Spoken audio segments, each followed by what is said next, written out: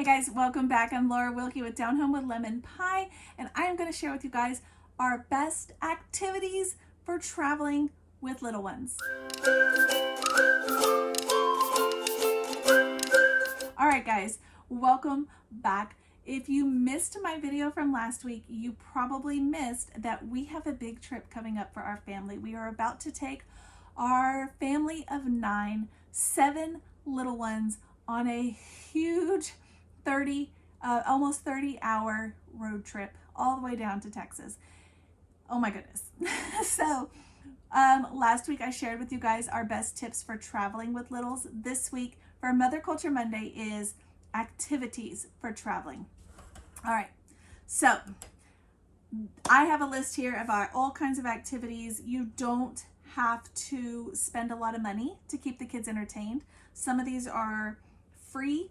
Some of them are cheap, like dollar store. Some of them are a little bit more expensive, but totally worth it. So let's go through this list together.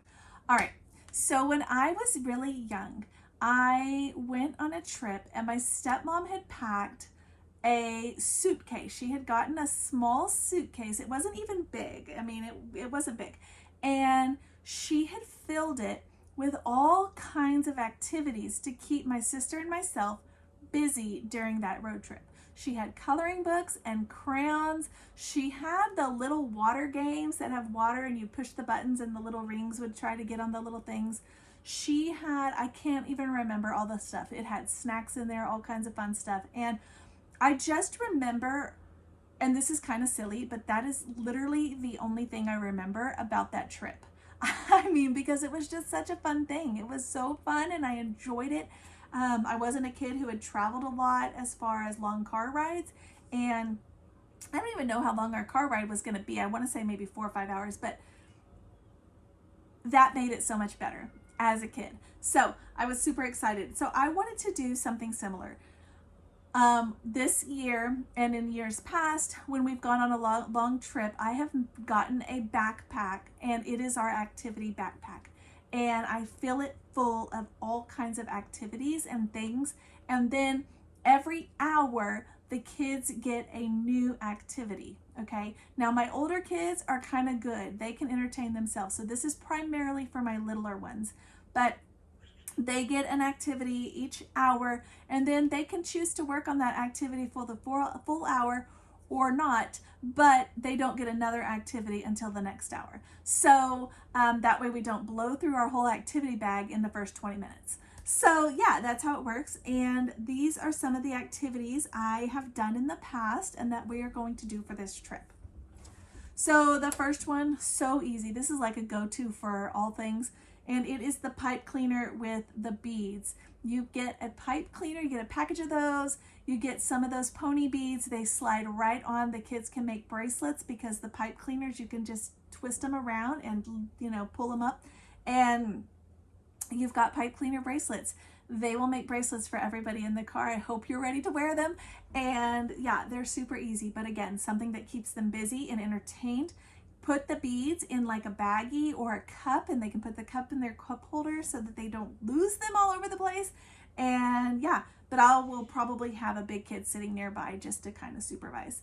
The next thing I have are stickers and paper. You can just give a little one stickers and paper and they're happy. But if they're a little bigger, you may have to get more creative. So you may want to do like matching, like get stickers that are 2 of the same. You know how sticker packs always have like multiples of the same sticker? You can do those. Maybe you make a whole row of one and they have to put the one that matches on the other side. Maybe you got something cute and creative, like some cute little stickers that are characters or foods or something, and maybe they're going to make a scene on a piece of paper. Maybe they're food stickers and you're going to do like a plate and they get to plan the dinner or whatever it is. You can get so creative with these, and you don't have to spend a lot. There are actual sticker books that you can get that have all of these kinds of things in them, and again, you don't have to spend a lot on stickers. But you could also take one sticker and you know, when they're still on the paper, cut them all in half and put one half on another piece of paper, and then they have to like match them up. You can make it really fun and creative. So that is that. The next thing I have are Fruit Loop or Cheerio necklaces. Now, they could totally make these in the car, or what we've done in the past is I've made them in advance and it counts as a snack, and I will pull them out, they'll put them on, and they will just munch on them so slowly as they go through the necklace, and it's just so cute, but also keeps them entertained for the longer period of time. Okay, how about the LCD boards? We got my daughter one of these last Christmas, and it is so fun. Everybody loves it. It's one of those all ages gifts. Everybody loves it, and it's not messy. So that's a good one. And you know what? Going back, you can even just get coloring books and crayons or color pencils or whatever. Totally simple and classic. Love it, and kids love it. The next thing I have are the Water Wow books. These are the books where you have the pen that you fill with water and they get to draw. The only thing on these is they take a little time to dry. So if they're not really going slowly, if they're going really fast all over it, then they're going to use it up really quickly and not have an activity for a while. So just a little caution.